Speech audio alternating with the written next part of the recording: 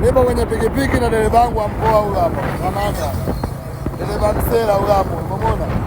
Hii safari unaiona naenda Magomeni kanisani kuangalia mpira na washikaji zangu na wadau. Kina mchungaji, sijui nani, machisiboti wote. Naenda Magomeni.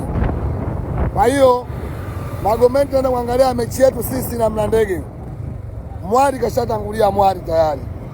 Mwari katangulia, kwa sisi ndo tunaenda. Ila sisi tumefurahi sana. Kwa sababu tunaenda kujenga rekodi kumfunga Yanga mara 2 mfululizo ndani ya muda mfupi.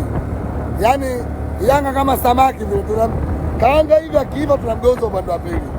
Kwa hiyo kina Salome, washikaji zetu waandishi, kina Salome si Chapesa si nani.